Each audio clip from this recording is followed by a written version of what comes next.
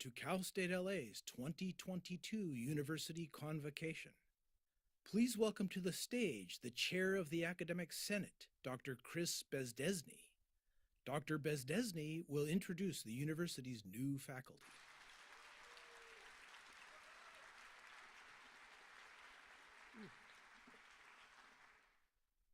Good morning, everyone. Morning. Welcome to the 2022-2023 academic year. This happens to be the 75th anniversary of Cal State LA this year.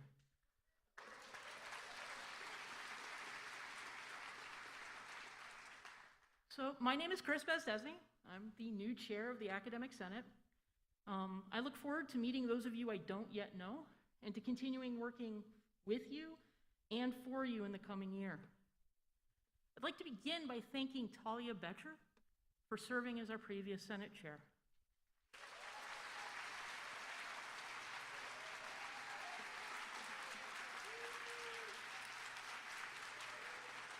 My apologies, Talia, I couldn't see you with the plexiglass. Talia saw us through the past 2 tumultuous years with compassion and grace. Her time as chair saw the Senate through our transition to remote meetings, allowing us to continue to serve Cal State LA throughout the COVID-19 pandemic. She also facilitated the Senate's swift response to many issues affecting our campus and the CSU system, ensuring that we did our best to hold ourselves to our values as an institution, even when our confidence was shaken. Under Talia's leadership, the Senate has been changed for the good. Thank you, Talia, for your guidance and care.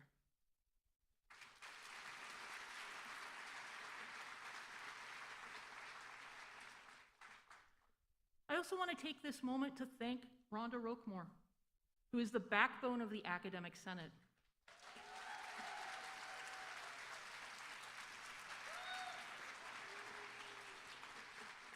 Without Rhonda, all Senate business would literally grind to a halt. She has been the rock supporting our Senate efforts, particularly during the pandemic. Thank you, Rhonda, for everything you do for the Senate.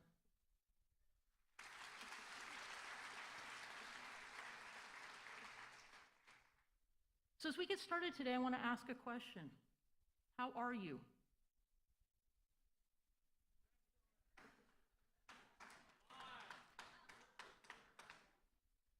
Yeah, our campus has been through a lot this last year.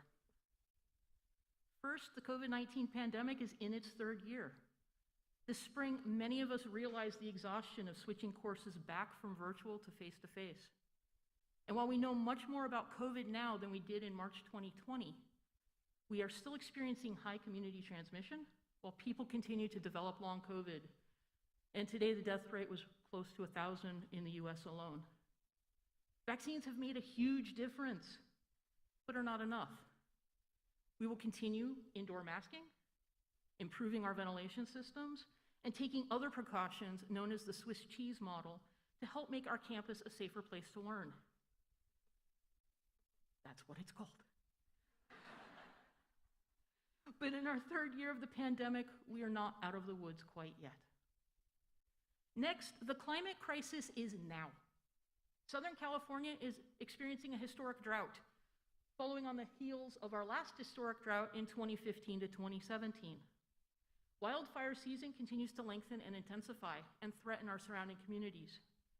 Our potential for historic flooding is in the near future significantly increased. And heat advisory days and demand response events, including yesterday's statewide flex alert, are the new normal for our campus in the summer months. We also continue to see an escalation of racist, gendered, xenophobic, and ableist violence, including on our campus and throughout the CSU, unfortunately. This includes physical attacks, as well as the rise of Malthusian and eliminationist language in our discourse. We see this especially in many of the calls to return to normal that surround learning to live with COVID. The problem is there's really no going back to the old normal. The issues I just mentioned, which are just a few, are not new and only a sampling of the challenges that we face. These issues have been amplified in the last few years as the pandemic laid stark the ongoing inequities that mark our old normal. Now, I realize so far this may seem like a doom and gloom speech. To quote Thor, I tend to choose to run toward our problems, not away from them. I'm also a geographer.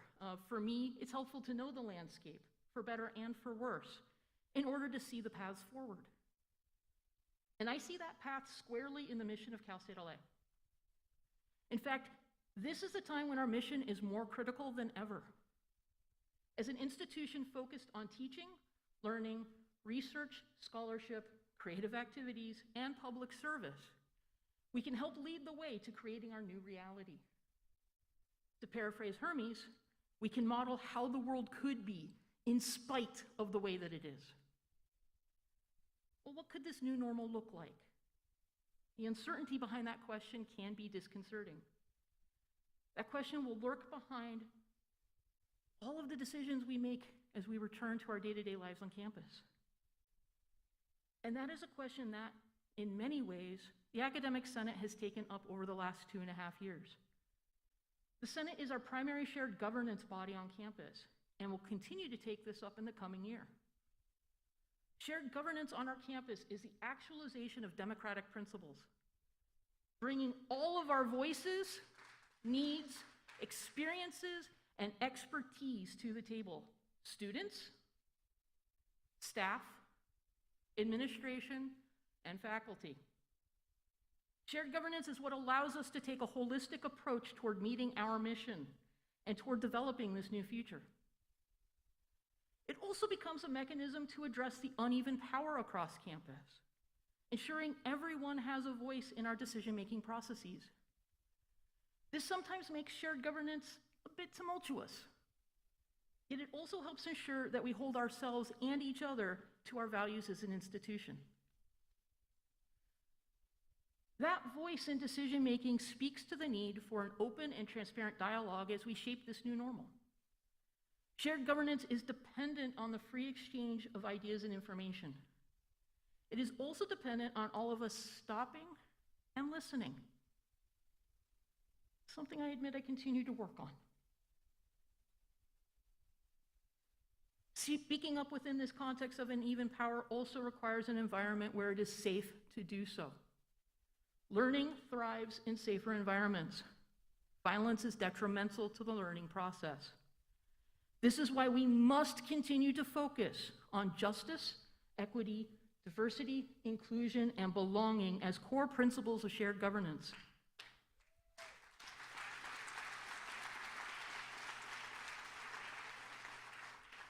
This allows us to address past wrongs, prevent future ones, and provide the supportive, if sometimes discomfortable, spaces in which our learning can flourish. And finally, we've also learned during the pandemic the importance of compassion. We have experienced several collective traumas, and yet those traumas have also been experienced unevenly. The mental and physical health of our students, staff, and faculty have been pushed to and often past their limits. And yet we have continued to work toward meeting their collective needs, our collective needs. This makes compassion and trauma-informed approaches ever more critical as we progress through this year. Well, these are key factors to inform our new normal, but it doesn't really answer that original question. What could this new normal look like? That's where you, our students, come in. You will be working with our faculty and staff and administrators to lay the foundation upon which to create that new normal, to create that future. You are what our future, as the greater LA metropolitan area, as California, and beyond, will look like. You are young, scrappy, and hungry to learn and change the world, exactly what the 21st century needs in order to come into its own, and for us to face our challenges head on. And to help you do so, I'd like to take this moment to introduce our new faculty to Cal State LA. This year, we welcome the largest cohort of new faculty, both tenure track and lecturers, in Cal State LA's history.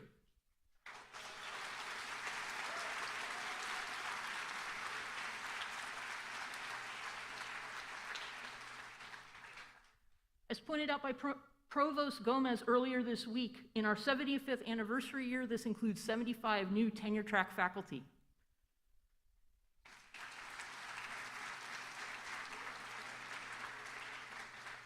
Their disciplines are as diverse as our campus offerings have, from music to child and family studies, from public health to Pan-African studies, and from information systems to mathematics. While we have many challenges, you're joining a group of people that are dedicated to not allowing those challenges hold us back from our potential. We also try to face our challenges with humor, determination, and sometimes some cheesy pop culture references. This is the way. So now I'd like us to take a moment to get to learn a bit more about each one of our new faculty.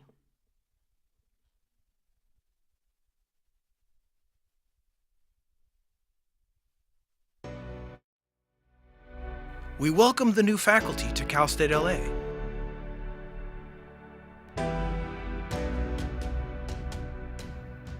The mission of Cal State LA is possible because of the collaborative work of our faculty. It is their dedication and contribution to knowledge and social impact that fosters our diverse and vibrant campus community. We welcome the new faculty of 2022.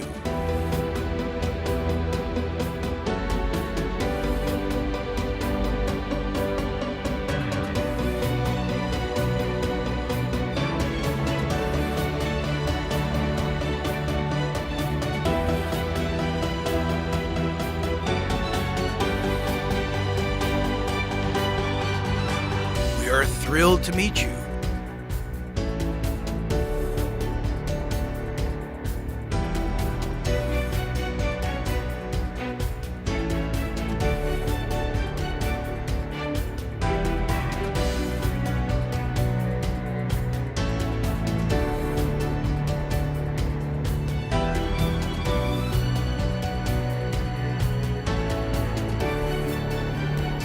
We look forward to getting to know you and sharing experiences.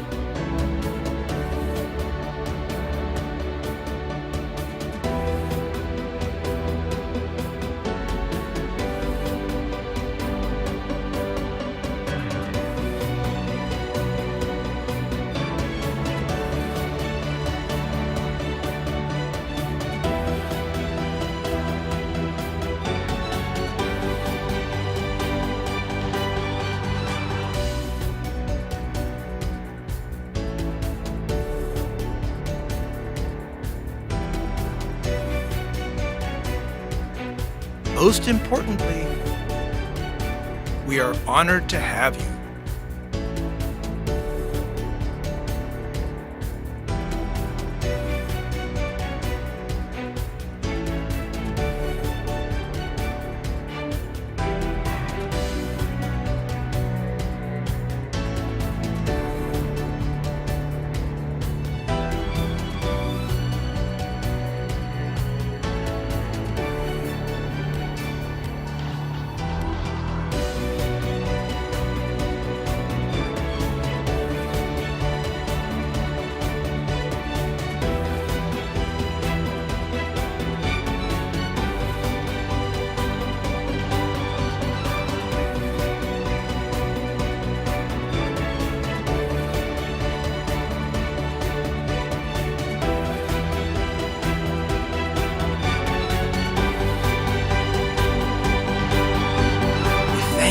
Choosing Cal State LA as your home.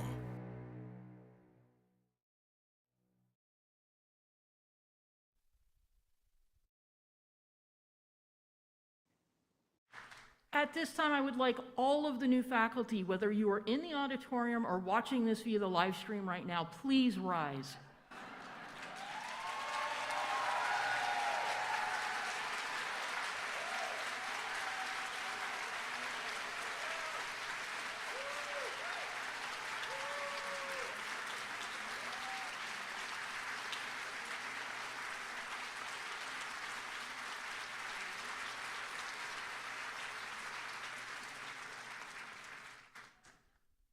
And this is another reason I love Cal State LA. I don't even have to ask the audience to welcome you. You just do it with open arms. So welcome, new faculty. You represent the vision of Cal State LA. Your expertise, your experiences, and your voices will help us shape this future of our campus. In the classroom, through your research, scholarship, and creative activities, and through your engagement with the campus community. As you can see, we are so happy to have you with us here today. I look forward to watching each and every one of you as you learn and grow during your time on campus, and to seeing the foundation you will provide to help our students create our new normal, a future guided by what could be.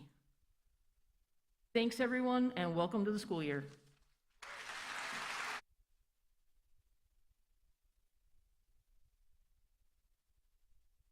Please welcome to the stage the chair of the Outstanding Professor Award Committee, Dr. Patrick Krug. He will present the Outstanding Professor, Outstanding Lecturer, and President's Distinguished Professor Awards. Good morning, everyone. The plexiglass is tall enough, you're fine. Welcome to Fall Convocation. This is our opportunity to celebrate the outstanding accomplishments of our colleagues who stand out as leaders in their field and inspirations to our faculty and our students. Today, members of our committee have the pleasure of recognizing 6 extraordinary colleagues and all that they contribute to our campus community. For the benefit of our new faculty and our guests, the Academic Senate established the Outstanding Professor Awards in 1963. Recipients of the Outstanding Professor, Outstanding Lecturer, and President's Distinguished Professor Awards are selected by a faculty committee assisted by the Alumni Association and associated students. Per the faculty handbook, these awards are made primarily for excellence in teaching, but significant achievements are also expected in scholarly inquiry or creativity, in professional activities, and in service to the campus and wider communities. The 6 recipients of the 21-22 awards exemplify these ideals. The campus provided us a pool of exceptional nominees, and the committee had to make very difficult choices. The committee spent many hours reviewing nomination letters, personnel files, course materials, and scholarly and creative work. I would like to give special thanks to everyone who facilitated our review, especially Jean Lazo-Ui from the Academic Senate Office, who coordinated all our efforts. Thank you, Jean. I will thank the assistants to all the campus deans who made file review possible for our committee. We also extend special thanks to Emily Acevedo from the Academic Facilities and Planning Office and Maria Magolski from University Advancement. Thank you all. I would like to acknowledge the other members of the OPA committee for their dedication and effort to this challenging but extremely rewarding task. Heidi Reggio from the Department of Psychology, Elaine Draper from the Department of Sociology, Cameron Afari from the Department of Communication Studies, Holly Yu from the University Library, and Maria Ubago from Alumni Relations. Round of applause for this incredibly hardworking committee. Thank you. I have asked my colleagues and members of the selection committee, Professors Draper and Reggio, to share in presenting this year's honorees. So at this time, I would like to invite them, along with President Covino, Provost Jose Gomez, and Chair of the Academic Senate, Dr. Chris Bezdesny, to join me on stage to congratulate and present the awards to each professor.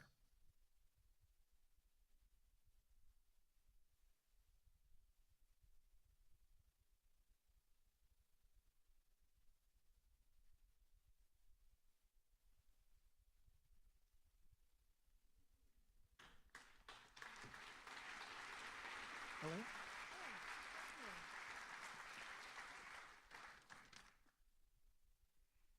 Thanks, Pat, for your leadership of our OPA committee this year. It did great work. I wanted to take a few minutes to, in tribute to the filmmaker who made the 6 films we're about to enjoy, showcasing each winner of the Outstanding Professor Awards, and that is Professor Alan Bloom in the Department of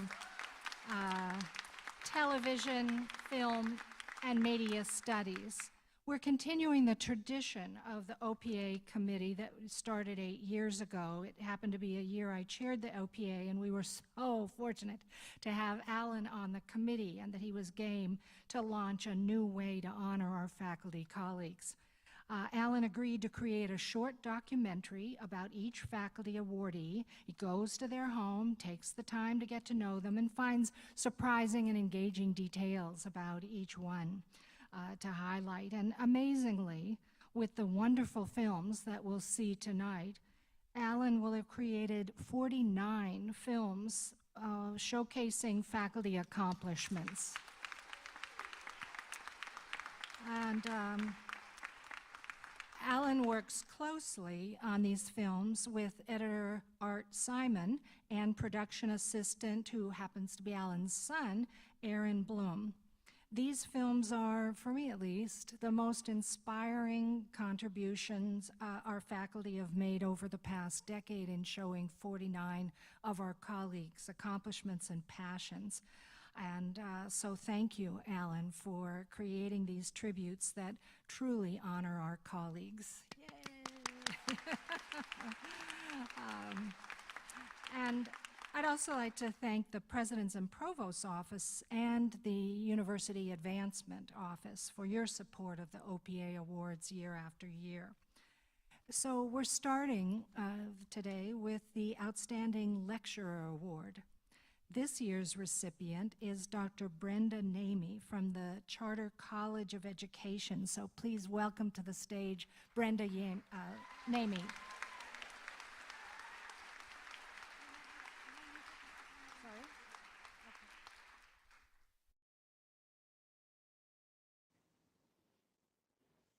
My name is Brenda Namey, and I'm a lecturer for the Division of Special Education and Counseling.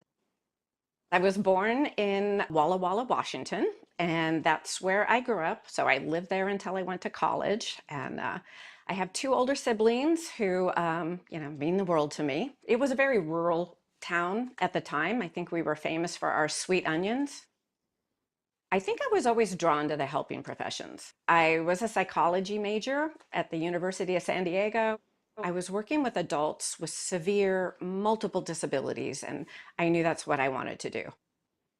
When I found out about the profession of orientation and mobility, well, Cal State LA has a program. At the time, I didn't realize it was maybe one of 15 in the country. I loved it. And what was amazing is that my education was paid for by the federal government. There was a need for orientation and mobility specialists. It still exists today. I don't know, I'm so thankful, my education was paid for in a profession that I still love to this day. I was just really fortunate. There was an opening at Cal State LA. It was part-time, and it was to teach in the program that I had graduated in. And I thought, oh, that would be great. And how many years has it been? That was 94. Okay, so there's math. It's been a lot of years. So I've been there ever since. It's the best job ever. It's called Orientation and Mobility, and the focus is to prepare specialists to work with people with visual impairments, specifically to teach them how to travel and move independently. And I teach a few other classes for the division as well. In the beginning, I was petrified, but after having done it a few times, it's gotten a little bit easier. COVID has changed everything. What we're teaching or preparing our specialists, they have to learn the skills under blindfold. There's a lot of safety issues that, we got to watch out. Like they're crossing streets under blindfold. I can't monitor that from home in a video camera. So that gave me some sleepless nights. And at the time, I think there were less than 20 classes being taught in person. With a lot of restrictions, we were able to teach. I was so worried for the students, but they were troopers. I mean, we had gloves, masks, shields, and it really worked. I mean, it was good. The better they are under blindfold, the more confidence they're going to have under teaching. In 12 weeks, you're going to be crossing major intersections under blindfold and boarding buses and getting on the subway and walking downtown under blindfold. Listen to traffic and align your body perfectly parallel and to know when to go and to actually hit the opposite corner 60 feet away. That takes a lot of skill, and it's exciting. They get placements in a school district with a master teacher. Then their final internship is a full-time job. They're earning a master's degree and a credential in 1 year. In Southern California, if you're an orientation and mobility specialist, there's a darn good chance you went to Cal State LA. The big changes in our field, I think, are the assistive technology. I mean, it is so exciting. I mean, this is stuff that was science fiction when I was a kid. And in terms of independent mobility, things like accessible GPS makes all the difference in the world. And it gets you, pretty darn close to where you need to go. I love Cal State LA students. I loved being one, and I love this group. They are role models for their whole families, and their families are sacrificing so that they have this opportunities. And the whole Cal State LA being #1 in upward mobility, that is something to be so proud of. I get a little teary. So that's amazing. My husband and I, we like to hike. Once I'd met the ocean, that was it. I'm probably in the water at least twice a week. If I'm not in it, I'm walking along it every chance I get. I'm probably one of the oldest boogie boarders on the beach. I'm out there with all the little kids boogie boarding.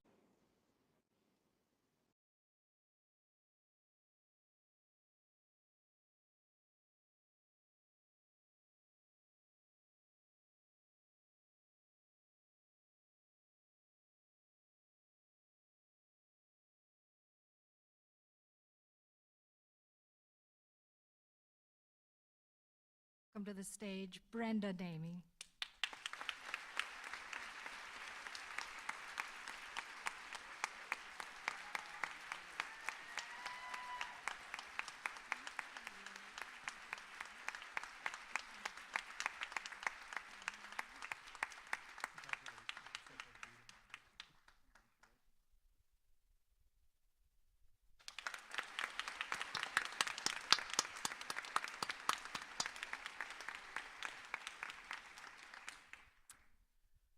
Our first outstanding professor is Dr. David Bleckman from the Department of Technology.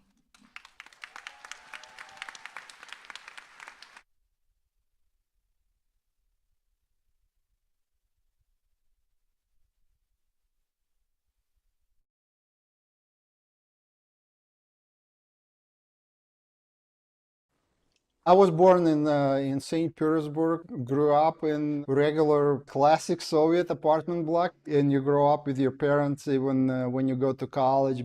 Both of my parents were engineers, but then my mom transitioned to work as a cashier in a grocery store, so that would be easy to get food. I was drafted after my freshman year in college, and the nickname I got was Professor. When I graduated, that's when I moved to United States.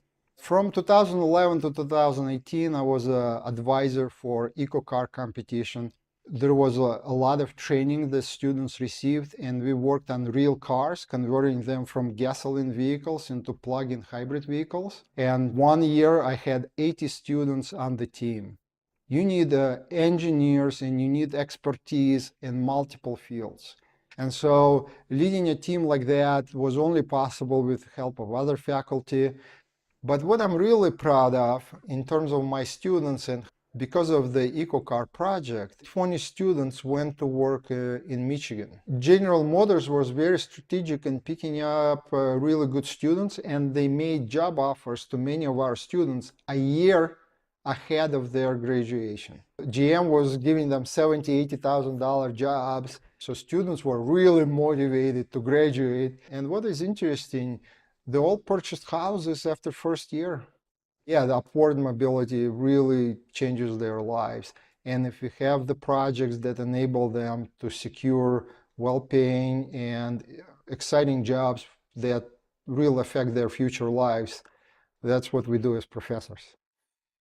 What I like most about teaching at Cal State LA, if you want to do research and you want to engage and professionally grow, you also have that support that would be needed to enable those projects for professional growth. Cal State LA has a fantastic people.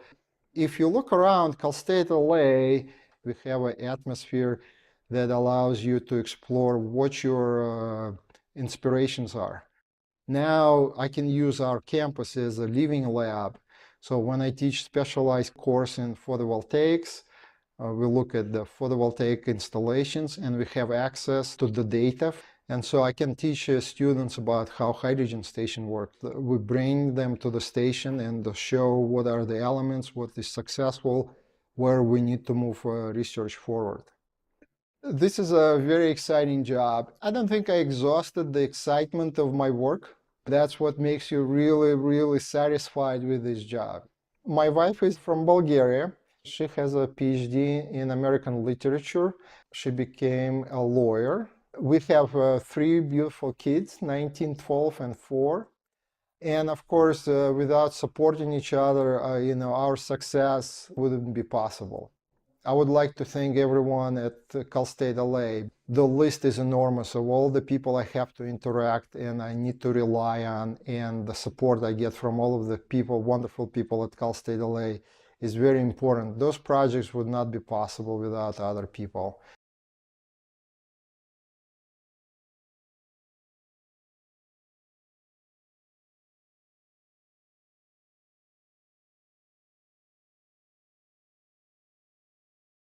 Stage David Bleckman.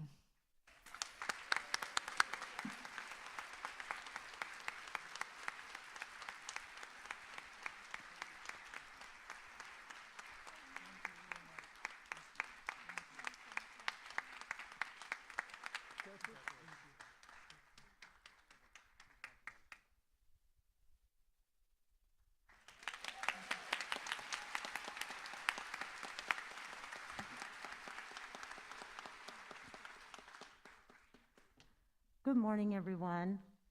It's so nice to see all of you.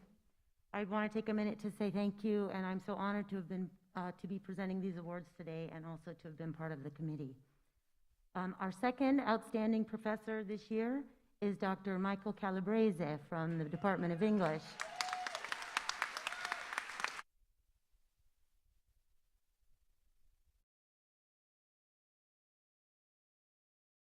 My name is Michele Antonio Calabrese, Michael Anthony Calabrese. I come from Irvington, New Jersey. Those people could recognize where I grew up from the opening sequence of The Sopranos. I went to St. Paul the Apostle School, and I had really good teachers. Good teachers always put you on the right path. I went to Columbia University. I got the first concentration in medieval studies. I went to graduate school for my master's and PhD at University of Virginia. I've been at Cal State these 28 years. I've been teaching medieval literature, classical literature, various other topics in the English department. I guess my mission has been to make medieval literature important and relevant to our students. When you find people's stories similar to your own, there's a sense of connection and comfort. In translating Piers Plowman, you have a medieval poem from the 14th century. It's about people's quest for justice. So because many of the medieval texts are about building community, they fit in really well at our university with the goal of achieving common good, a phrase we use a lot on campus. It's something that we celebrate at school. I think it's a trademark of our university, and I'm extremely proud to be part of it. We have an obligation to sort of keep an oral history alive of the people who sacrificed for us. Neither of my parents finished high school. My father joined the service in the Navy and fought in the war. And my mother did a year and a half of high school, and then she had to drop out to work at home because all her brothers had joined the service. Also, I'm proud to say that my mother, God rest her soul, has visited class. She's seen me teach. And my father, since of course he had never gone to school, I had him read a beautiful passage from Virgil's Aeneid. Aeneas puts his dad on his shoulders and carries him out of a burning Troy. Ergo age, care pater. Come now, father. No great burden. Jump up on my shoulder and I'll carry you out. We two will share one danger. And I said, no one could ever read that passage as beautifully as my dad. With the consent of the class, by unanimous acclaim, I gave both my dad and my mom an A for that day. So they could say for eternity they got one A in college. And when you can have your parents who never finished high school attend a class, their son, because of all their sacrifices, a professor, I think it was something magical. So you're always Why do you get up in the morning? Because you think you can do some good. And that's very satisfying. If you feel like you did something meaningful and you had fun doing it. Am I deserving of this praise? What did I do? And it's like, well, Professor, you did something. You did your job. You cared. You know, I have outside the window growing on my balcony peppers I brought back from Calabria. And my father taught me gardening. We talk about faith. And what's faith, Dad? Faith is you plant the seeds. And that's one of the great things, magical things about teaching. You don't know what seeds you're planting.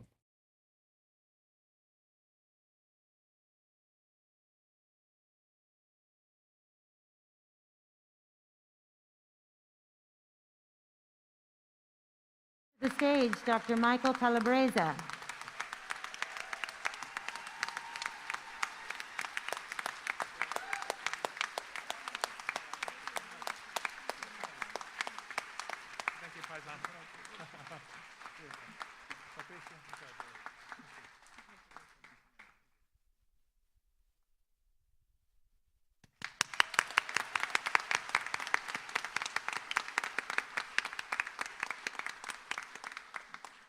Our third outstanding professor this year is Dr. Sarah Gray from the Department of Music.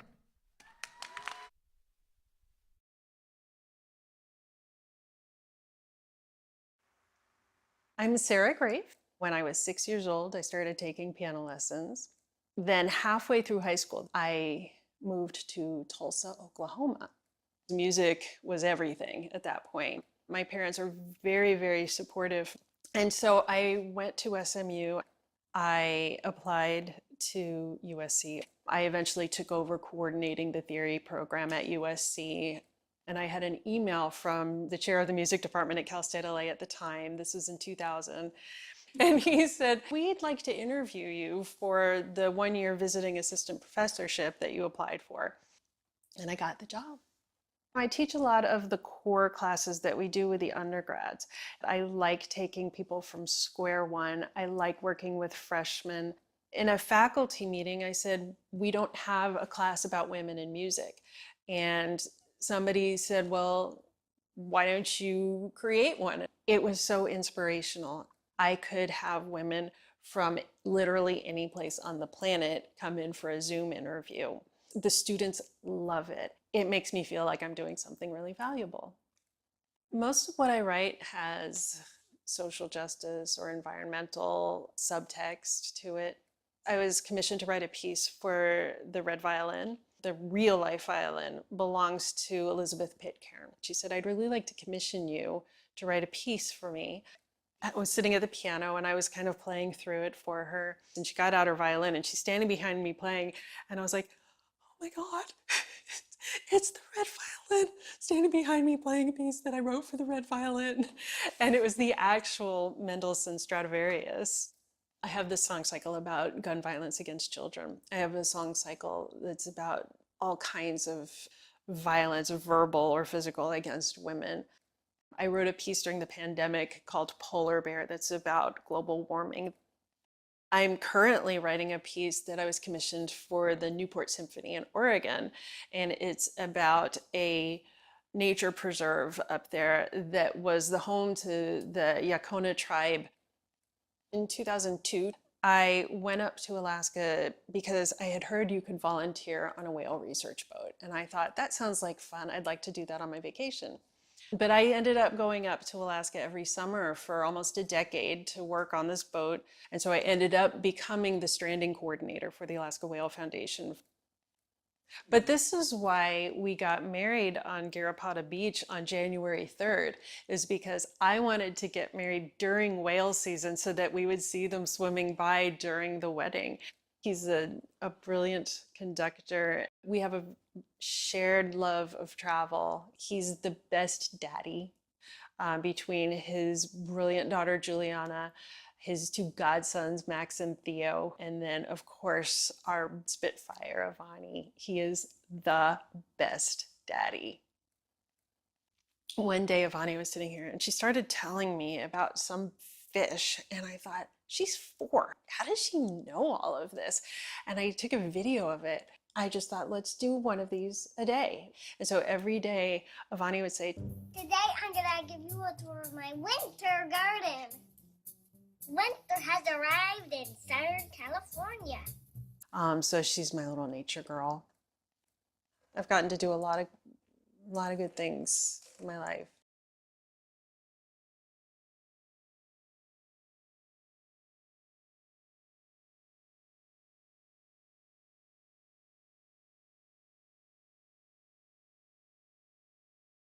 Dr. Sarah Grafe.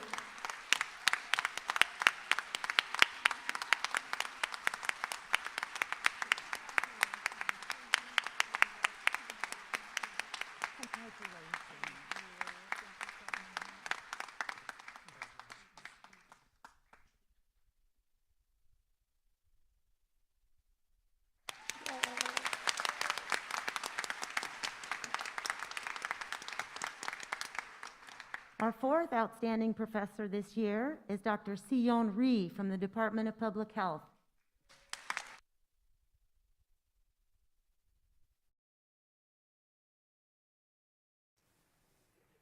My name is Sion Rhee.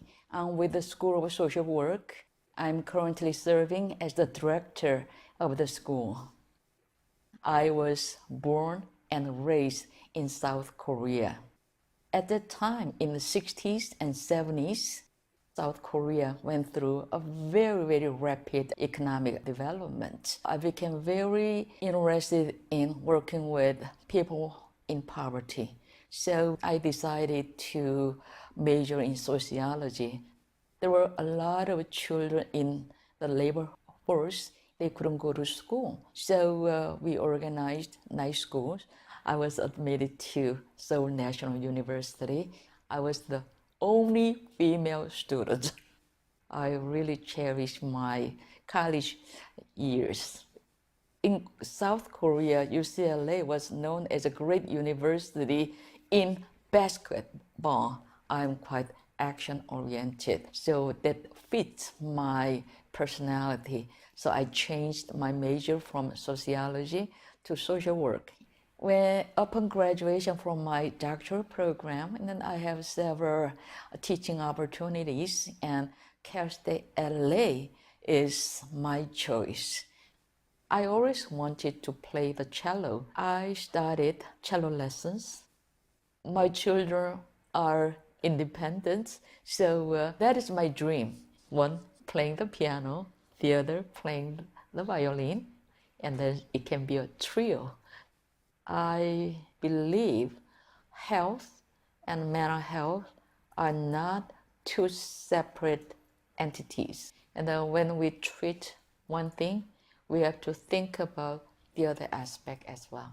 So one of the problems facing the Korean community is domestic violence. They tend to seek help from church ministers, and yet church ministers are not family specialists. Training church leaders is a very important task. So we developed church minister training.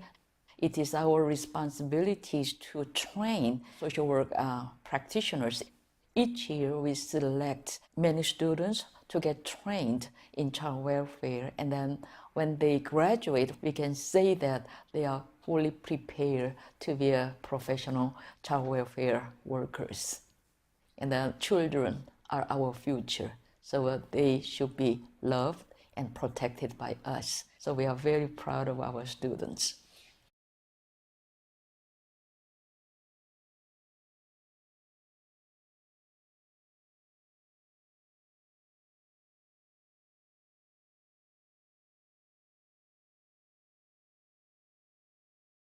Dr. Sion Rhee.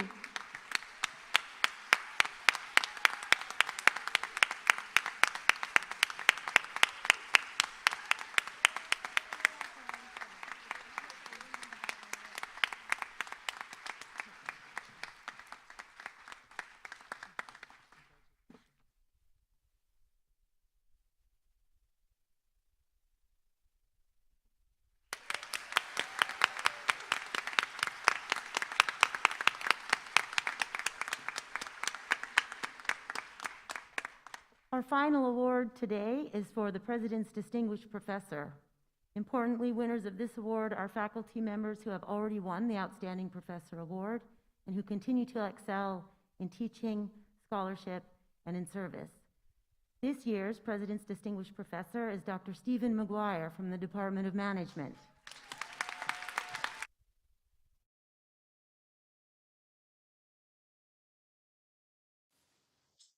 I'm Steve McGuire, and I'm a professor at Cal State LA in management. I started late as an academic. So my first career was a management consultant.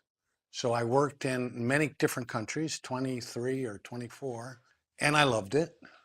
But I spent most of my time on airplanes and in strange hotels, and sometimes I'd wake up and not know where I was. Maybe life has more to offer. And so I decided to go back and get my PhD. I grew up very peaceful, loving family, 12 people in our household in Connecticut. Got shipped off to university for 4 years where I studied a little bit of everything, really. It's a liberal arts education. And I graduated and I knew I would not get a job. And so I decided I better do something practical. So I went to do an MBA and I did it in Spain. When I graduated, I got a job as a junior consultant in Madrid. And things worked out. I eventually became the chief executive officer of our company in Portugal and then became director of our international business in Brussels. Eventually, I said, maybe I need a change. And I flew out here. And when I met the people at Cal State LA, I was just knocked over. I couldn't believe how nice they were. And I told them, I said, you know, I might do things a little differently. And they said, great. And I said, these are the kind of people I want to work with. I've never regretted that. I work with many of the faculty in my department. I'm a university professor, and so my primary clientele are students. So I'll bring in people from the university, some people from the community. So I taught classes on writing case studies. I taught classes on management research methods. And then I taught business research methods. And several of those resulted either in a thesis or a published paper, or sometimes both. About 300 of my students have published something. And that made me very, very proud. What we do in the College of Business, I do it with John Cooper right now. I used to do it with Kathy Hansen. We provide free consulting projects to small businesses in the Los Angeles community. This is one of my favorite classes because we're using all the knowledge we have and applying it in a very practical way to help companies in the community. Some nonprofits, some for-profits, and some government too. And it is so gratifying. And our students are amazing. It's more difficult, it's more challenging, and it's far more rewarding. The students love it. The clients love it. And for the faculty, it's just a joy. It just makes going in to teach, I mean, today's going to be fun. Well, that's Cal State LA. You can't do that everywhere. And I think my whole department thinks that way too, which is really kind of nice. We have a wonderful department. I really like working with other people. You know, throwing an idea back and forth and finding work that enriches your life and having a life that fits well with your work. I think if we do that, we don't have to divide it up. I don't have a bad day when I go in to teach. I have a good day. And I come home happy and I walk with my family on the beach. We walk our dog. I ride bicycles with my daughter on the beach. We want to go camping. We bought a tent and just spending time with people you love. So work-life balance is teaching what you want to teach, dealing with students you like, working on research projects that are interesting, working on consulting projects in the community that are valuable and meaningful and fun. Okay, and then going home and walking on the beach. I mean, to ask for more than that is pretty greedy, right?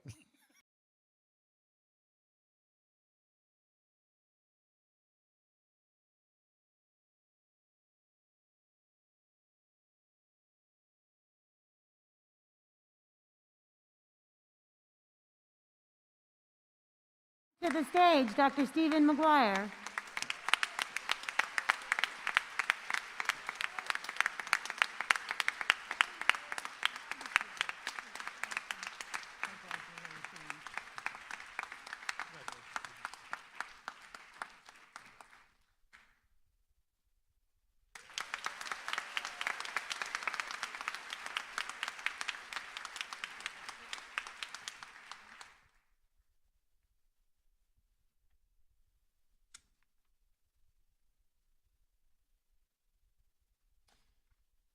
Thank you again.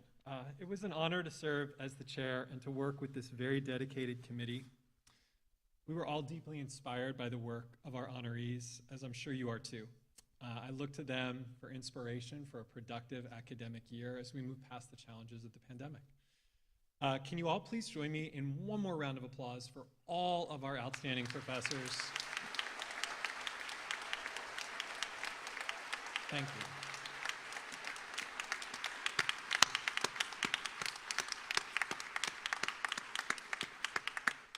It's a real pleasure to honor the work that they do for our students and for all of us. One last thing, because of the pandemic last year, we had 7 awardees who could not be recognized during an in-person celebration like we are all fortunate to enjoy today. So I would like to recognize outstanding lecturer Nicola Alenkin from the School of Social Work, our 4 outstanding professors, Krishna Foster from the Department of Chemistry and Biochemistry, Simona Montanari from the Department of Child and Family Studies, Catherine Roberts from the School of Criminal Justice and Criminalistics, Walter Zellman from the School of Public Health, and our 2 President's Distinguished Professors, Choi Chatterjee from the Department of History, and John Kennedy from the Department of Music. Would you please stand so that your colleagues can join me in congratulating you with a round of much-deserved applause.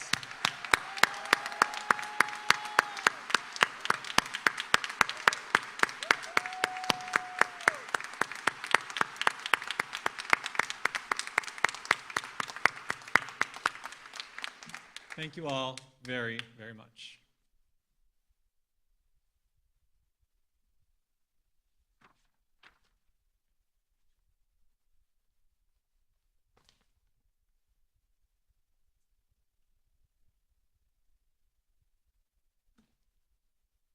Good morning.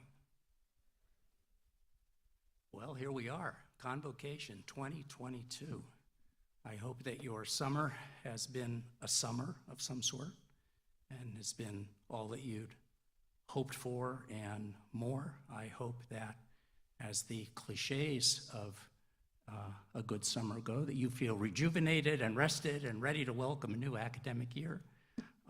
Many of you here in the room have been working every day at the university all summer, so I hope that you had at least one good night before we start again. It's great to see you all in person outside the grid of rectangles, and I really appreciate this opportunity to be together again, to occupy the same physical space as we celebrate the new year.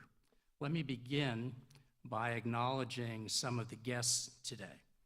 As you heard earlier, we're welcoming a history-making cohort of new faculty.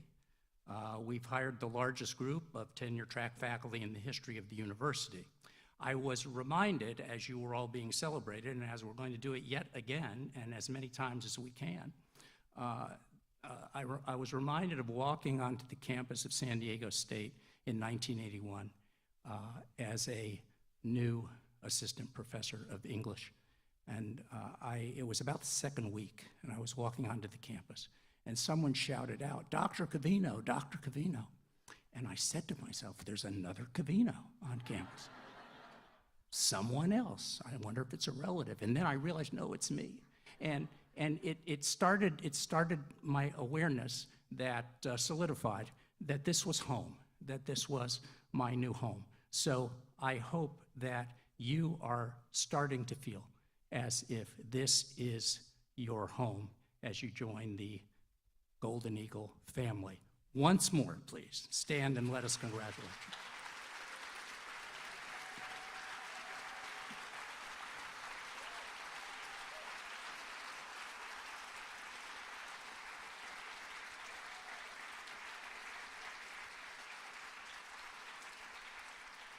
I can tell you that you are joining a faculty without equal, whose commitment and passion and talent are unparalleled. This is also the most diverse group of faculty we've ever welcomed, and it's also noteworthy that 12 of our new tenure-track faculty have come from our outstanding CSU lecturers.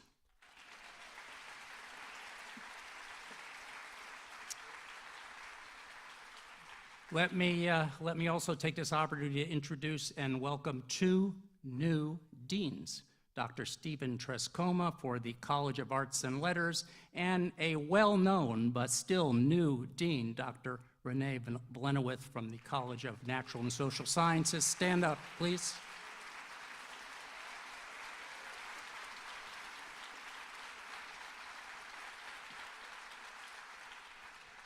They're sitting together, no doubt, talking about sharing budget resources, something like that.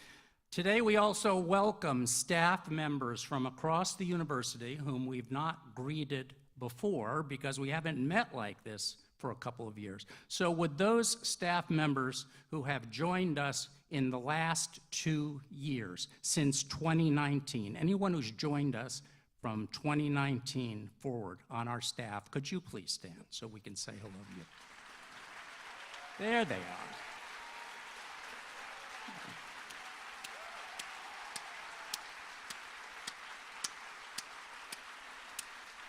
Thank you. Thank you. So now that we're all together, staff, we want to welcome you again to the Golden Eagle family. Let me congratulate and introduce our newly installed president of Associated Students Incorporated, Jaime Arellano. Jaime, where are you?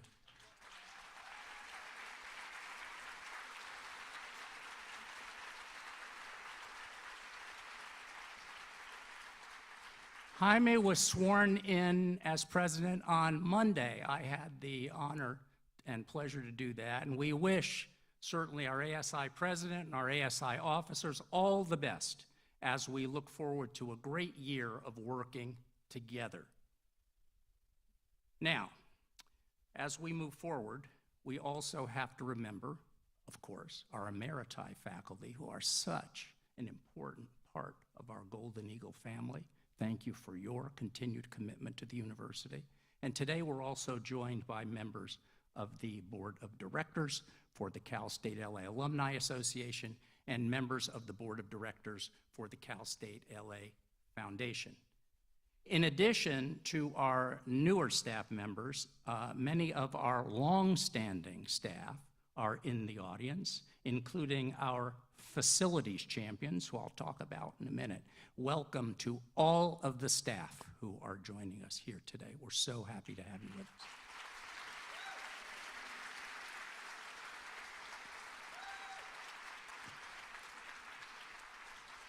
We've opened every academic year by gathering just as we're doing now. We've come together each fall to see old friends and meet new faculty, to share the excitement and hope that each fall brings, and to share this space together, this beautiful space, as a community. I have to say that the Luckman Theater has never looked lovelier than it does today, with all of us here. And I'd like to thank Maria Magulski, the Senior Executive Director for Donor Engagement and Special Initiatives, and Nicholas Mestas, the Executive Director, the new Executive Director for the Luckman Fine Arts Complex, and all of their staff for the great work on Convocation and for the season ahead. In the upcoming months, this very stage where I'm standing will be graced by an all-star lineup across the year. Dionne Warwick, Maritza, Gloria Gaynor, legendary actress Isabella Rossellini, along with some other surprises, some really great surprises that we are still confirming.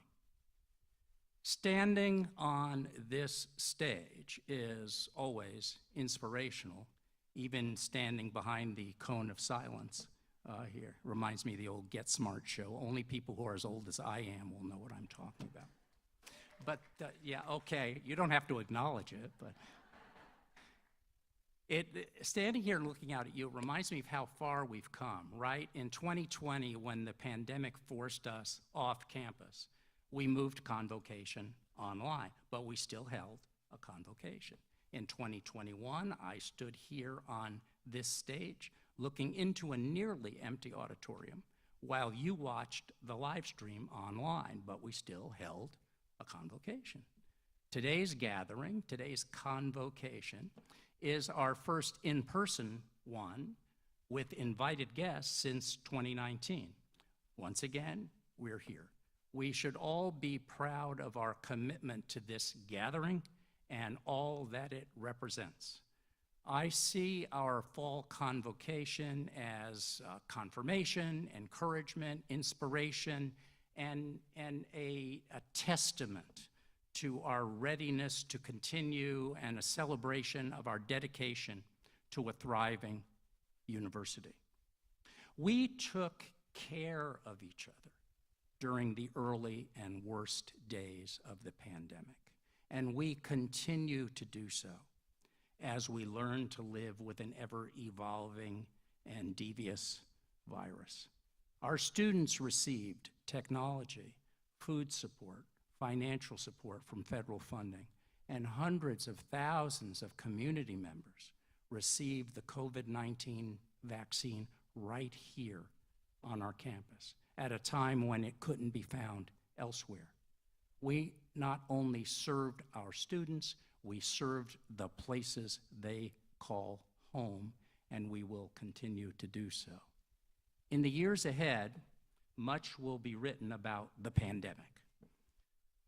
But apart from everything that we'll learn during that period, I couldn't be prouder of what our legacy will be.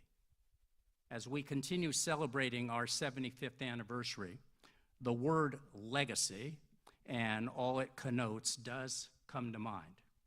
Today, I'm talking a lot about our university, and I hope there are some things that we're doing that will inspire your sense of pride and help frame our legacy.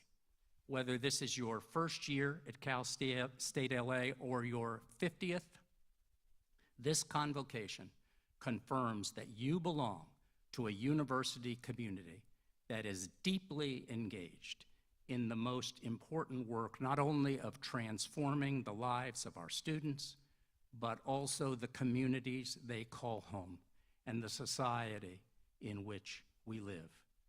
We open this year against a daunting national backdrop. Inflation, mass shootings, January 6th hearings, a stunning reversal of Roe v. Wade, monkeypox, and political divisiveness that threatens the very core of our democracy. Our university history reassures me that our mission will continue, that our work of educating, empowering, and inspiring students and taking care of one another, enriching and advancing our academic disciplines, and representing the public good will not be stopped, and will push forward with a heightened sense of our responsibility to the future. Cal State LA opened its doors in 1947 and soon became a part of the allure of Southern California and its golden narrative.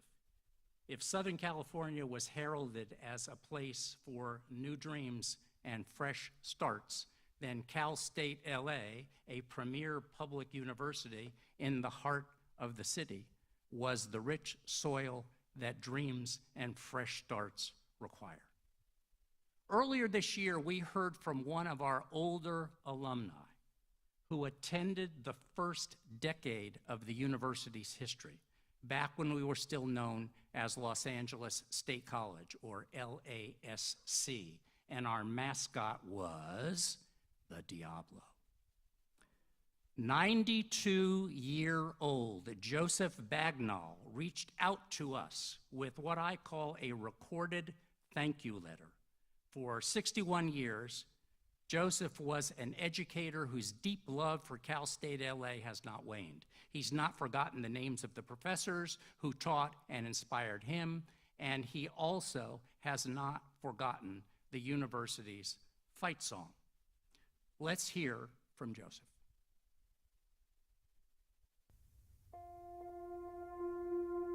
"92-year-old Joseph Bagnall attended the university during its first decade. And look at this football team, 1955. Amazing. But I can't overstate what happened to me at Cal State LA. It opened every door career-wise that I experienced. And my friends here today say, my goodness, I don't feel that way about any school I attended. But I do. I sincerely do. Joseph created a YouTube video expressing his appreciation for his time at Cal State LA. Dr. McDonald arrived Los Angeles State with Professor John Tipple required rigorous graduate research. LA State prepared me to write a popular U.S. history survey. Nobody has seen my story on my YouTube channel. Virtually no viewership, but it's out there. And I want, once again, Cal State has shaped me, shaped my character, shaped my attitudes, gave me the skill set. That's my story. I don't care if only 11 people see it. It's always out there, isn't it? Forever. I don't know, at age 92, I deeply appreciate everything more than I ever have. I love life. I love my experiences, the sacred experiences in your life, the meaningful experiences. When you come to this stage of your own life, you'll realize how important parts of your life were and how important people were in your lives.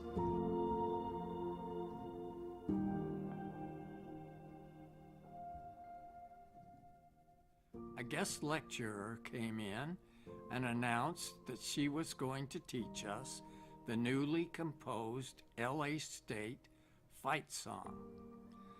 I still remember the words and the tune. Okay, 1, 2, 3. Boom, boom, boom, boom, boom, boom, boom. Go, Diablos, we're behind you all the way. Go, Diablos, black and gold is here to stay. Go, Diablos, we will fight for victory. We will fight, fight, fight, fight with all our might for dear old LASC. No. Singing career, you know that? I messed up on the last line.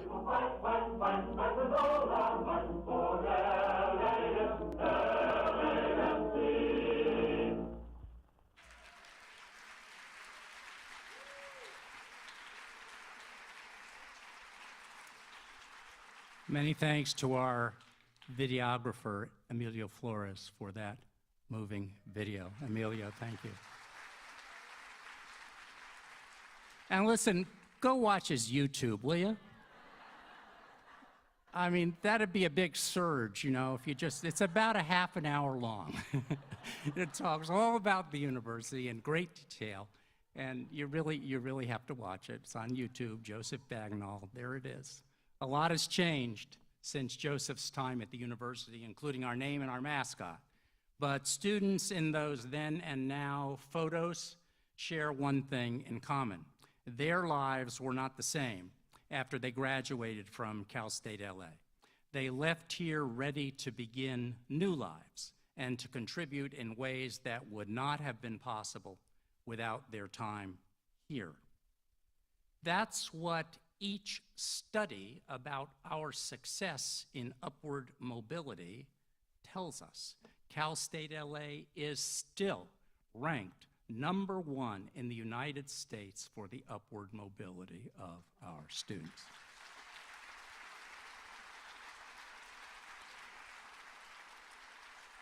Now I got it. This is not in the script. This was in yesterday's Chronicle of Higher Education. Okay. What would Harvard University's ranking be if the only criteria considered was economic mobility? According to the Washington Post, it would be 847th. First place would go to California State University, Los Angeles.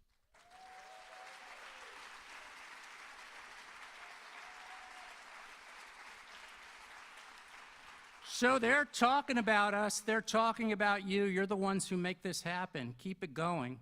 We've known this since the first nationwide study was released in 2017 by Raj Chetty and the Equality of Opportunity Project. Since that time, other studies have confirmed it.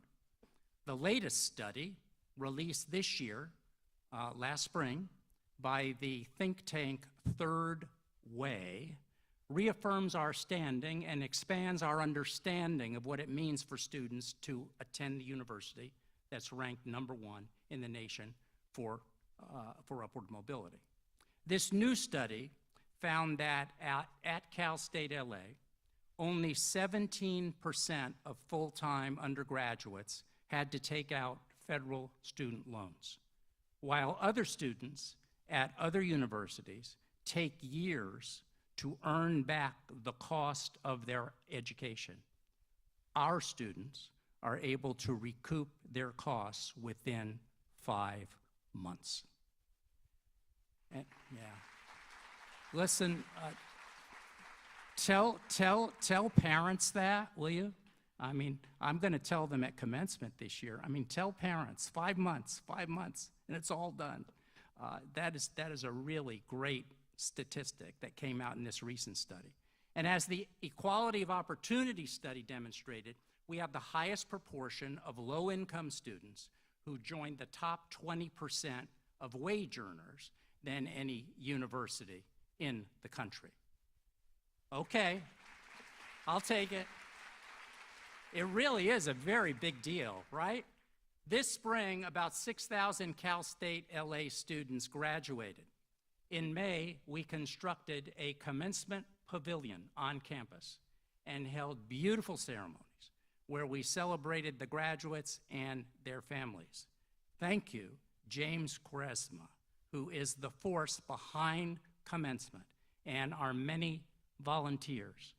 Our graduates are headed into careers or further studies or other ventures, but they headed there after just a tremendously beautiful ceremony. So a round of applause for James and all he's done.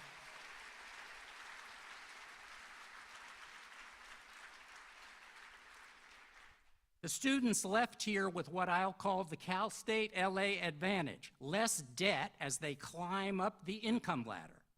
This fall, a new class of students will start their journey and will reap that same advantage.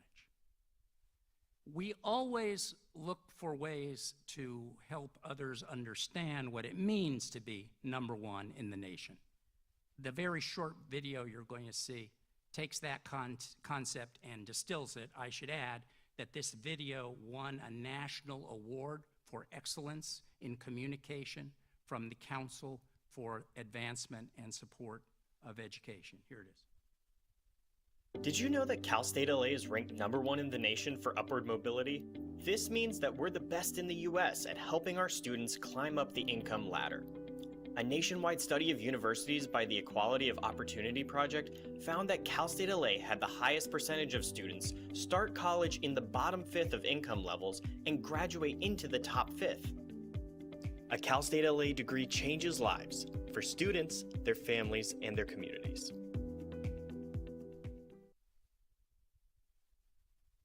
That's it. Pretty simple, right?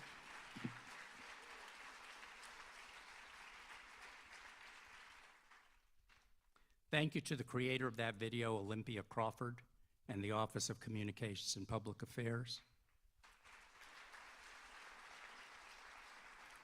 National award-winning video. As universities across the nation struggle with declining enrollment, we are making history. As you've heard earlier, as Chris mentioned and others have mentioned to you, the entering fall 2021 class featured the largest number of undergraduate students in Cal State LA's history.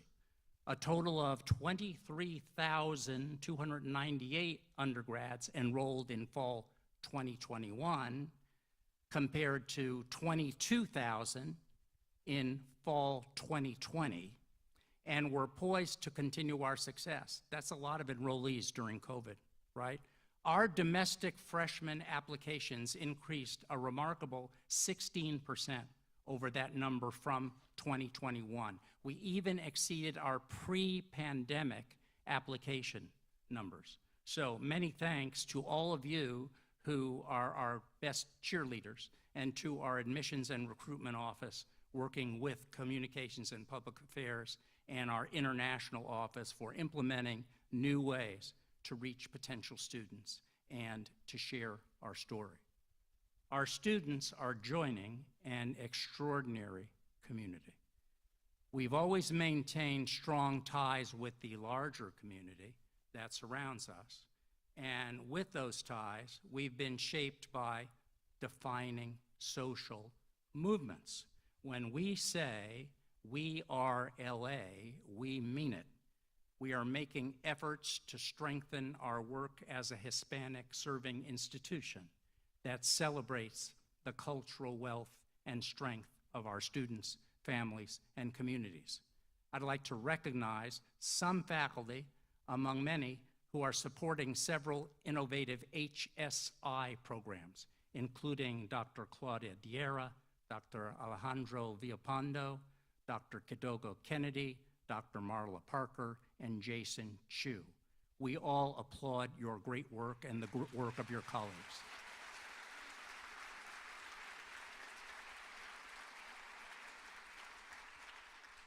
The history of our city and this region is that much richer because, as an anchor institution, we reach out and we join in. The nation's first Chicano Studies program began here in 1968. The nation's second Black Studies program began here in 1969 with the establishment of the Pan-African Studies Department. And our history of recognizing the importance of all of our histories, that broad belt of histories that comprise all the cultures that surround us, continues with the establishment of our College of Ethnic Studies. Ours is the second such college in the nation and the first in 50 years.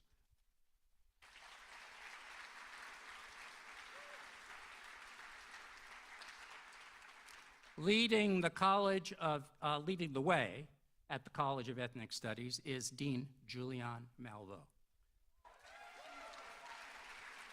Dr. Malveaux is envisioning with her faculty the work of the college in the lives of our students, the lives of our communities, in our city and national dialogue. We are supporting the efforts of the college and look forward to continuing to support those efforts. Dean Malveaux, you're here today. Would you stand and let us celebrate your dedication?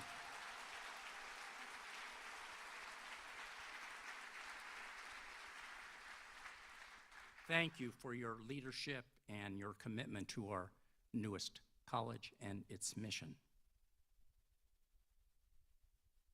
This year, the College of Ethnic Studies is extending its reach into new and exciting territory with the launch of a new center and a new program to address the acute need for culturally diverse and culturally responsive health professionals. Go ahead. You're going to applaud a couple more times. The Health Professions Center and its signature program, the Martin Delaney Pan-African Studies Pathway to Medical School program, that we abbreviate that MDPAS, MD-PASS. This pathway supports students with a robust mentorship program, internships, and research opportunities as students major or minor in Pan-African studies while completing the prerequisite courses to be eligible to apply to medical and other health career schools. With this new center, Cal State LA is poised to become a regional and national leader in producing culturally diverse and culturally responsive health career professionals who are homegrown students from and trained in our local communities. The Health Professions Center provides students with linkages to professional schools and research, tutoring, and mentoring opportunities. It's open to all Cal State LA students who seek careers in medicine, dentistry, pharmacy, optometry, veterinary medicine, occupational therapy, physical therapy, podiatry, and as physician assistants. The Health Professions Center and the MD-PASS program already have unique partnerships or agreements with the USC Keck School of Medicine, the Kaiser Permanente Bernard J. Tyson School of Medicine, the Western University of Health Sciences, the Lake Erie College of Osteopathic Medicine, the Marshall B. Ketchum University, and Keck Graduate Institute. We anticipate the number of linkages to grow. This visionary work has involved many. I'd like to thank everyone involved with the center and MD-PASS, including the chair of Pan-African Studies, Dr. Nana Lawson-Bush, the fifth Dr. Bush. Would you please stand and let us thank you.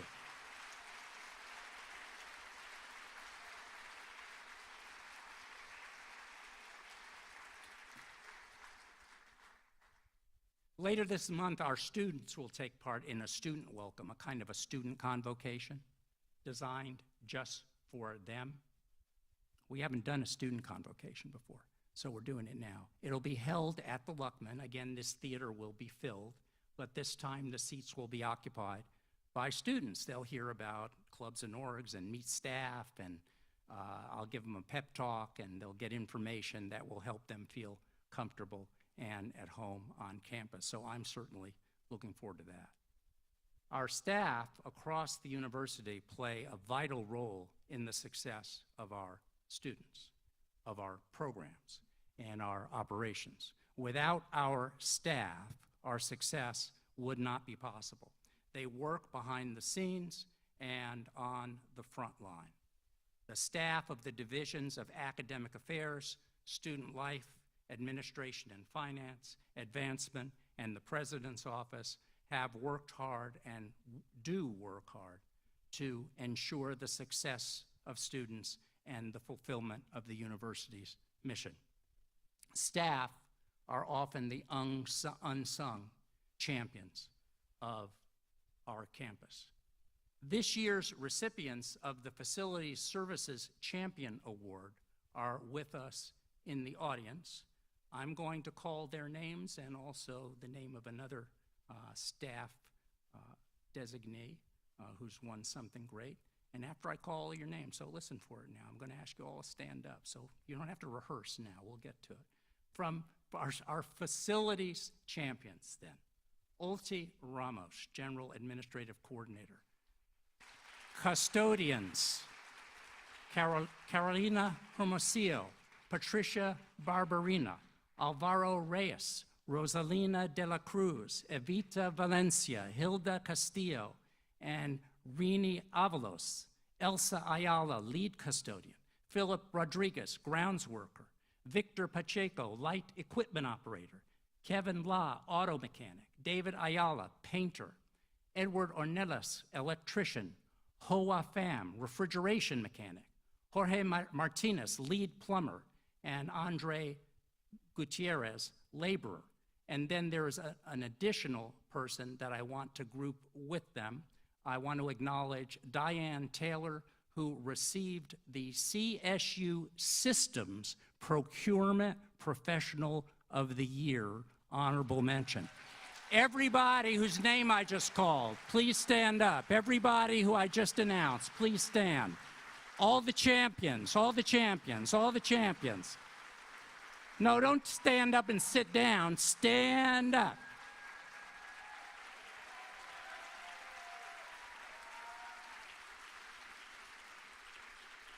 All right, we got him there. Our staff was very busy this summer.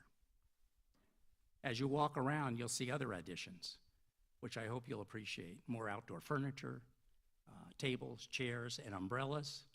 They've been added to places around campus. Our goal is to provide outdoor places to sit and study, to meet with friends, to eat or simply relax, with charging stations, of course, nearby. Soon, you'll see a statue of our great alum, Billie Jean King, outside of the athletics building. As we mark the 50th anniversary of Title IX, we do so keenly aware of the role that Billie Jean King and other alums have played in advancing its goals. We are so grateful for the history that they made. You'll hear more about the official unveiling of the Billie Jean King statue in the months ahead. Our staff members played a key role in advancing the dialogue that began at the CSU Juneteenth Symposium earlier this summer. An impressive number of them met in the new large Student Services Lecture Hall to watch the two-day event.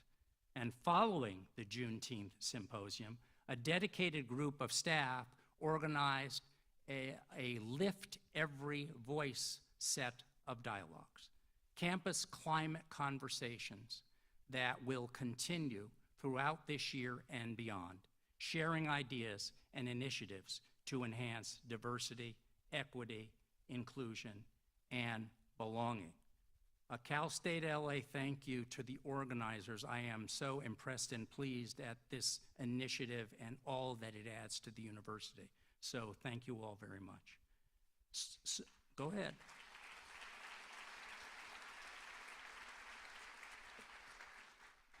Supporting our students' mental health and well-being continues to be a top priority. We offer faculty, staff, and students the opportunity to be trained in mental health first aid. This is an 8-hour course that teaches you how to identify signs and symptoms of distress, engage in non-judgmental conversations, and refer students and other individuals in crisis to appropriate resources for help. I'm happy to report that more than 1,000 faculty, staff, and students have now been trained in mental health first aid. We expect to reach more than 1,100 trained by the end of this month, and we will continue to increase that number throughout the year. The mental health first aid training is a cornerstone of our Well-Being U initiative and was relaunched by CAPS and the Dean of Students Office in the spring after being reworked to offer in-person, hybrid, and virtual options, as well as a recertification course for those who had initial training in mental health first aid that's more than 3 years old. So CAPS and the Dean of Students have expanded the number of campus facilitators and have offered department-specific trainings for housing and public safety.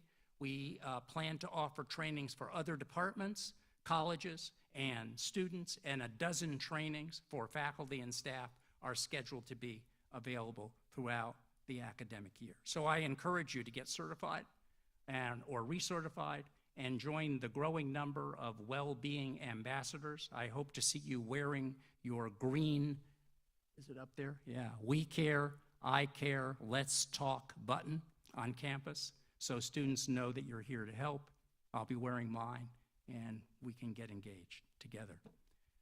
From the mental health first aid training to our new community service officers and community care advocates, whom I'll discuss in a moment, we're deepening our support for well-being and expanding a culture of well-being awareness on campus. Our counseling and psychological services works very hard to meet the needs of our students.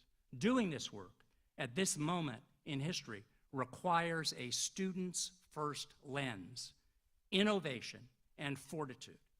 Under the stellar leadership of Dr. April Clay, CAPS is beginning this year with a full complement of psychological counselors and looking back on a year during which students in crisis were seen by a counselor immediately and students with less urgent needs were seen within a week. That responsiveness will continue under Dr. Clay's leadership. Last spring, we officially opened the Janice Cordova Garden of Well-Being. It's a very nice place. It's right in between the health center and the career center, right? Students told us over and over again, year after year, especially Debbie and me when we went to large student group meetings, how much they wanted a garden space on campus. Because of the generosity of our supporters, we dedicated that garden in April. The garden is supported by the gifts of a range of donors and is named for the late spouse of Richard Cordova, a distinguished alum who served as co-chair of our comprehensive fundraising campaign.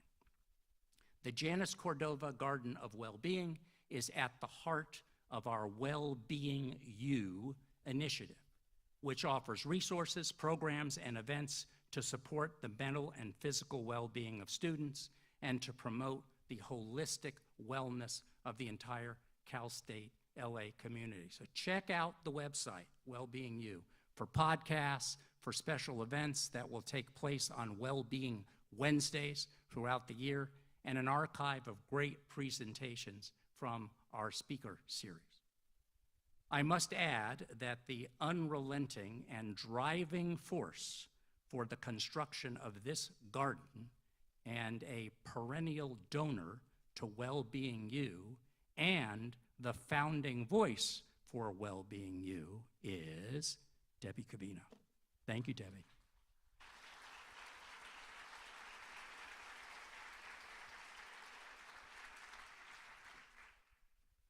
This year, again, for the first time in history, Cal State LA received, for the first time in history, Cal State LA received a gold star from the Association for the Advancement of Sustainability in Higher Education, the leading association of its kind. Brad Haydell is the person who has been moving this initiative forward and is a central reason why we have earned this gold star rating. And this is a very big deal. It means that we're headed in the direction of becoming golden all the way across the campus. So congratulations. Thank you, Brad, for the gold star.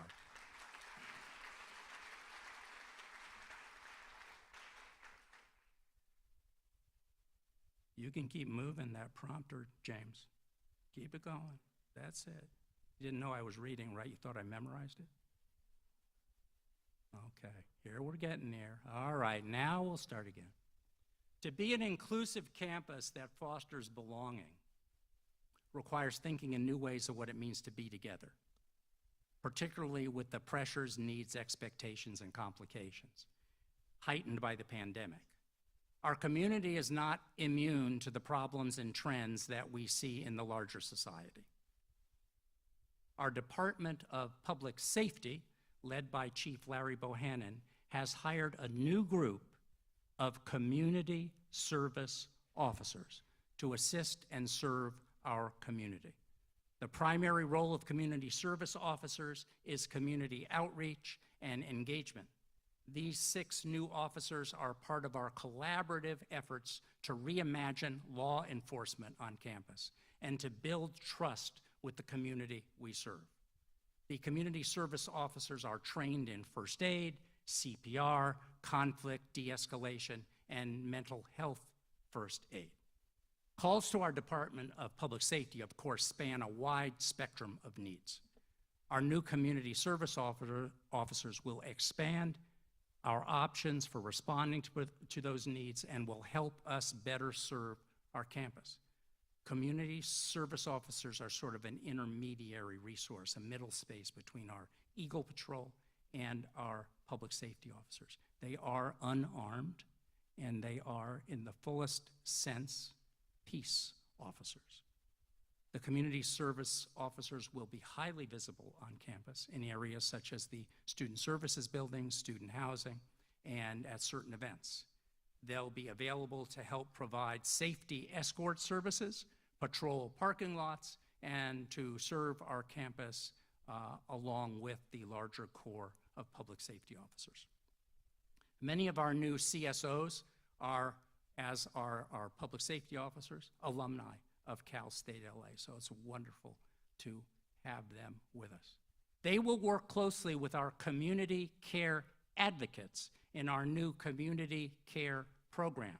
This is a program that is run through Counseling and Psychological Services and the Dean of Students Office. It's dedicated to fostering a safe and welcoming environment on campus. Community care advocates are trained in mediation conflict resolution, and peace building.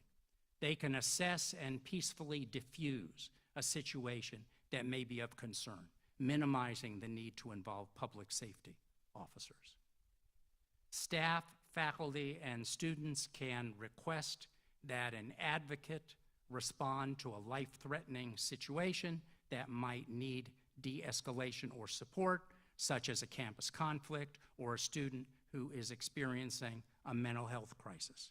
The advocates offer informational workshops about their work and collaborate with public safety to help develop public safety outreach programs to increase effective communication with students and to help build a strong relationship of mutual trust between public safety and the campus community.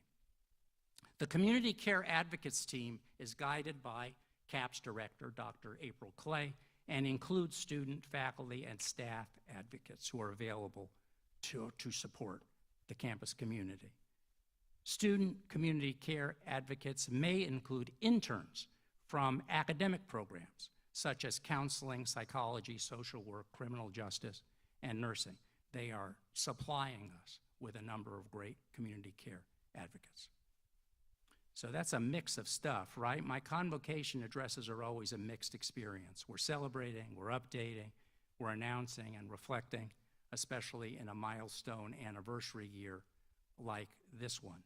And in 2018, speaking of milestones, we announced our first comprehensive capital campaign in the history of the university. Our goal was to raise $75 million by the time we reached our 75th anniversary. Well, here we are in our 75th anniversary year, and I'm proud to report that the campaign has raised more than $101 million.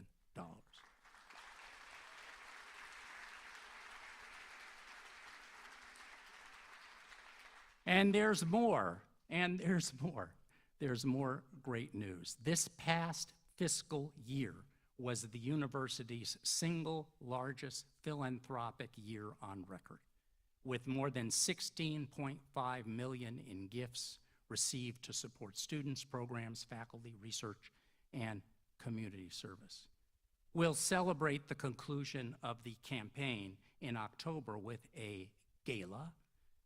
The campaign's great success was possible because of the more than 16,000 donors who gave, including many of you. So to everyone who has contributed, our staff, our faculty, our emeriti faculty, our friends and supporters, a very deep thank you for making our campaign a success. Because of you, we will be able to enrich the lives of generations of students to come. Cal State LA's legacy of service is a bridge that links us to communities. The list of ways that our students, faculty, and staff serve is long, deep, and varied. We're proud of this service, proud that our community understands the critical value of service. If you've read about a wrongly imprisoned person being exonerated, and I'm speaking about some pretty important service here. If you've read about a wrongly imprisoned person being exonerated by tireless attorneys who spent years working on the case, sometimes utilizing DNA testing, then you've likely heard of the Innocence Project, a nationally recognized network of dedicated teams pursuing social justice. What you may not know is that our professor, Kathy Roberts, director of the graduate program in criminalistics in the Shoe College of Health and Human Services, has played a critical role in some of the local exoneration cases. This work is powerful and necessary and is aligned with the mission of the university. That is why I am so pleased to announce a new partnership, the Los Angeles Innocence Project at Cal State LA.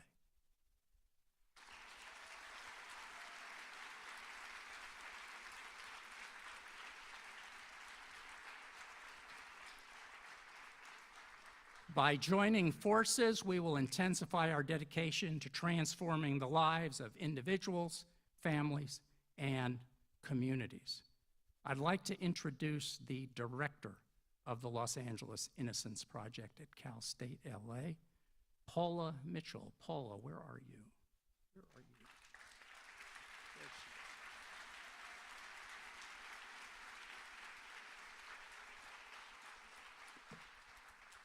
is. Welcome, welcome, welcome, welcome. The Los Angeles Innocence Project at Cal State LA will be housed in the Shoe College of Health and Human Services, which is home, of course, to the Hertzberg Davis Forensic Science Center with its labs and the California Forensic Science Institute, which is headed by Dr. Kathy Roberts. Kathy, where are you? There she is.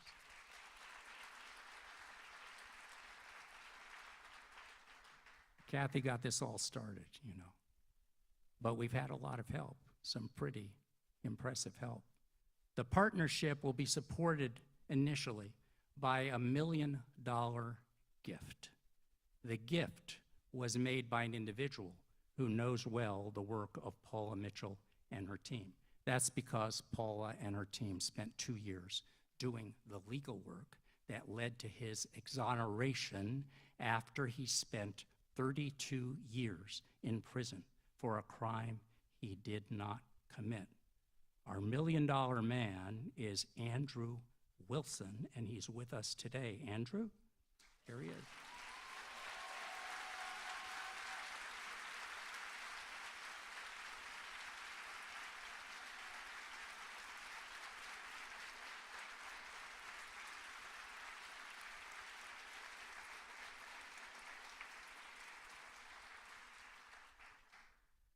He is such an impressive person. We've spent some time talking and getting to know each other, and I hope that you will too. It is very exciting to start this project with Andrew's support. For this, through this new partnership, we're going to work for, I think, not to, you know, beat a dead cliche, but this is true in this case. We're going to work for liberty and justice for all, really. And again, to Paula Mitchell and her team of attorneys and to Andrew Wilson and his family, you are now officially part of the Golden Eagle family. So welcome, welcome, welcome.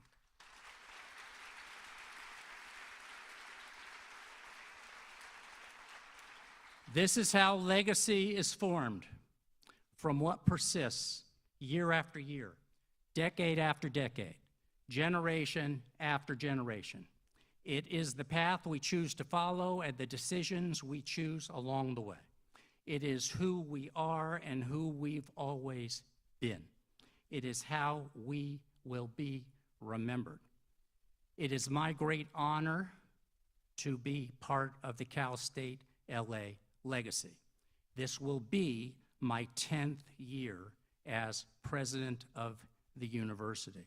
And in commemoration, I am wearing the suit that I wore in 2013 for Convocation, and it still fits. So I think, you know, that's a great gift from me to myself, I think.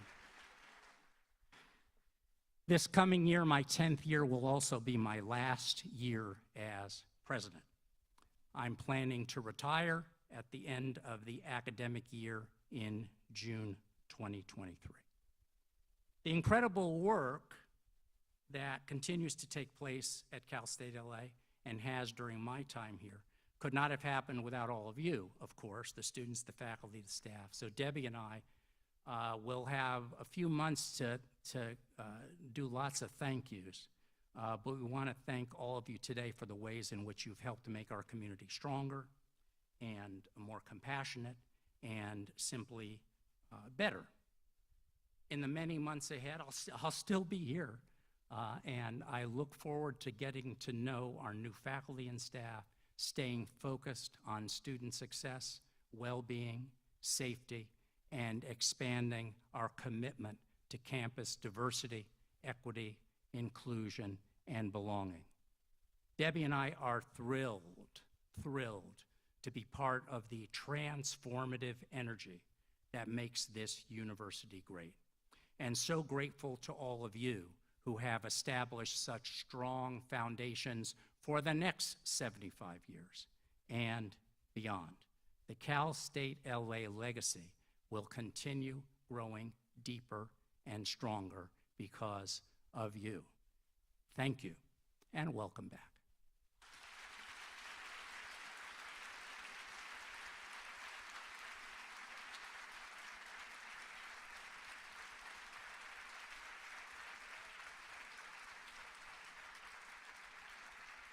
I think there's food outside.